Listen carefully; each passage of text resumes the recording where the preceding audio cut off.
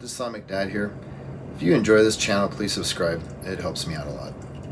I recently did a video on tests to determine whether or not the person you're with is a narcissist.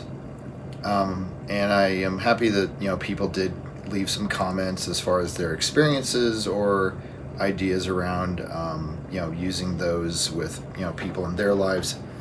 But it got me to thinking about a real life example that I think I may have mentioned in an old video, but not directly. So I thought this would be a good opportunity to kind of deep dive into that and tie it into the previous video.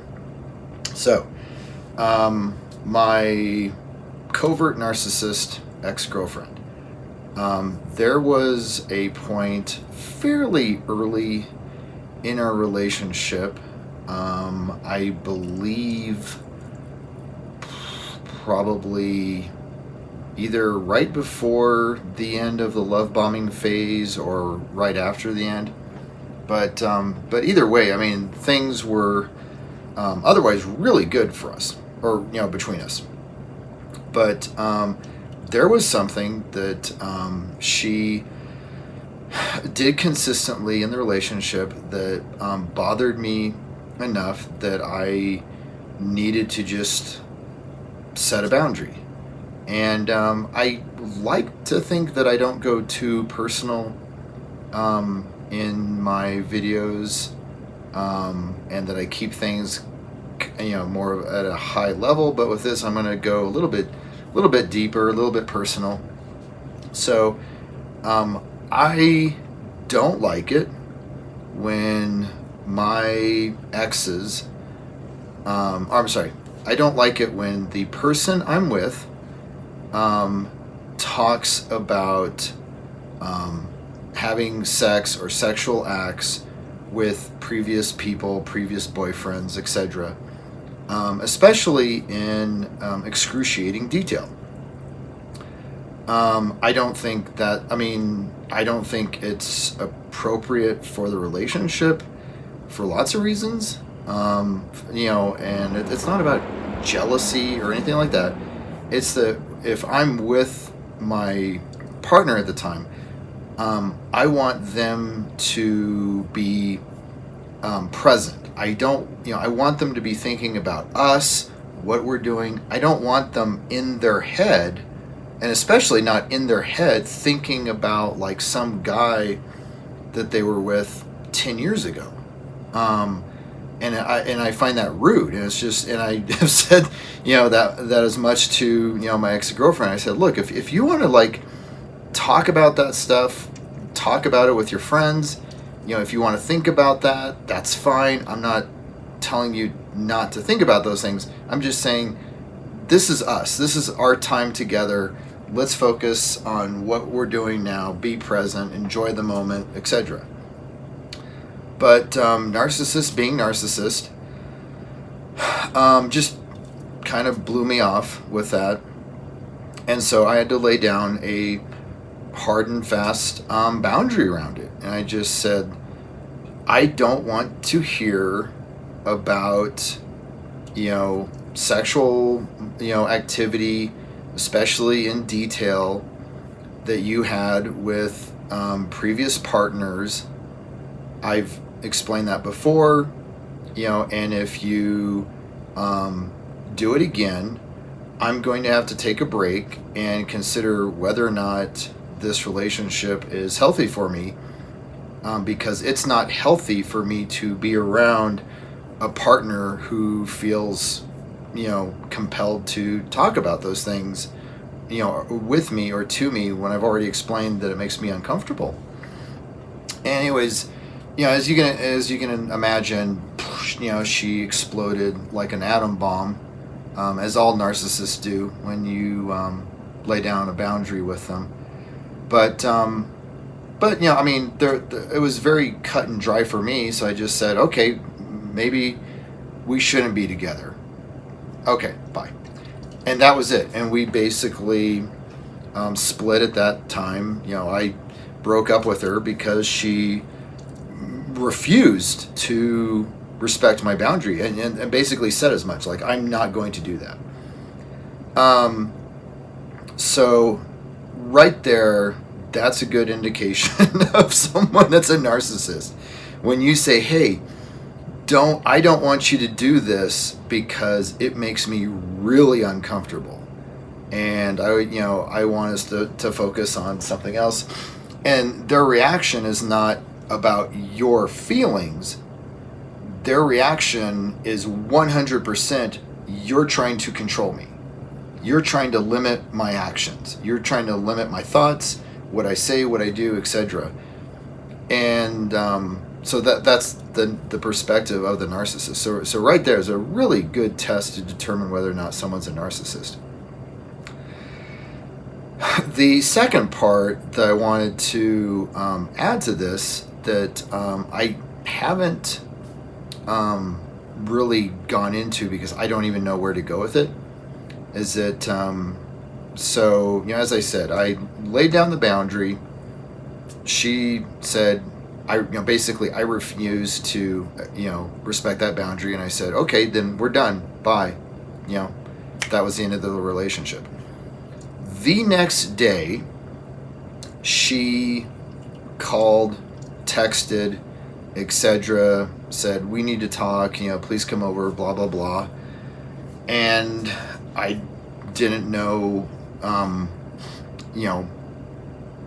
where that was going, but I was open to hearing what she had to say.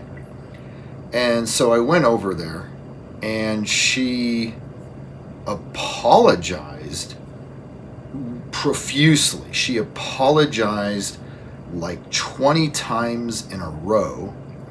She practically begged for me to come back to the relationship, and she kept saying that she was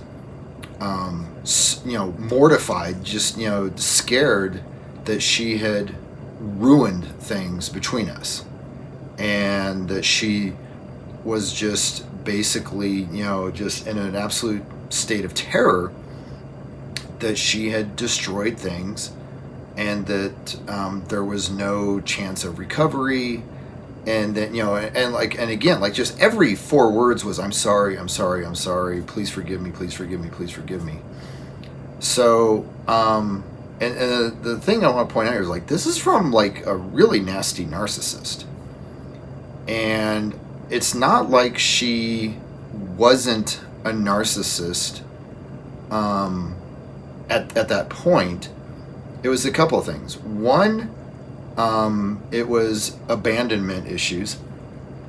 I cannot speak for all narcissists or relationships with narcissists, but I know with my covert narcissist ex-girlfriend, that was her main issue, was just fear of abandonment. That drove everything that she did. And so the fact that I set the boundary and left, basically, she felt like she got pushed off a cliff emotionally, that she was basically in free fall without a parachute. And so that was kind of where she was at with that. And also, as far as how she was still a narcissist throughout this entire experience, was that the point is not that she, really felt sorry or anything like that, obviously. But what it was with the the boundary thing was that she gambled. She played chicken, and she lost. She did not think that for whatever reason, she did not think I would actually leave the relationship, and she did not think that I would actually just leave and not reach back out to her the next day. And once she realized, oh my gosh, he's my bluff, basically my bluff failed. He's not coming back. At that point, she just went into panic mode and, was like, oh my gosh, I have to do all this to get him back. So, take that for what it is. I don't know if there's anything to do with that, just that obviously at that point in the relationship, it was close enough to the love bombing phase that she didn't really have one, a good backup supply, and two, honestly, and this is one of those things that I know people disagree with me. It was close enough to the love bombing phase that she still had that much of an emotional connection to me, that like when I was out of her life, there was a gaping void. I mean, it completely triggered her abandonment, feelings and fears, and so that's what she was acting upon. So, fast forward, I don't know, 2-3 years. What I had set the boundary for, she was really good about respecting the boundary for like maybe a year, and then she started nudging. And like I had spoken about that before, that she would kind of play this game of how far can I go towards the line before my partner says something. And she just kind of kept nudging and nudging and nudging. So again, I mention that because I want to show that, like, when she apologized and said, "Oh my God, I'm so sorry. I'm so glad that you're back. I thought I'd screw things up." That a lot of it was just performative. She wanted me back in her life, but obviously didn't. She respected me enough to beg for me to come back, but not enough for her to actually change that behavior and actually respect the boundary I had set long term. Because ultimately, as time went on, she just started seeing how far she could get with that. So, short story long. The point is that when you set a boundary with a person, normal people are understanding. Normal people will understand that the context of that discussion is you and your feelings. That, if you set a boundary, it's not about them. I mean, because that's the thing. When you're setting a boundary, that could be with anyone ever, anywhere. But when a narcissist hears you set a boundary, they basically steal it and make it all about them. Setting a boundary is no longer about you. It's no longer about your boundary, your comfort. It becomes all about the narcissist. And at least for me, the language that she used at the time when she blew up was that I was trying to control her. And that like I said, I was trying to control how, what she felt, what she thought, what she did. And of course, she blew it up into this grandiose thing and was just like, women have come too far in the 20th century for me to give up, our rights. And so I'm not going to let a man tell me what I can and can't do. Again, just completely bypassing the whole issue about, me and my comfort and stuff. And so I just said, okay, bye. But yeah.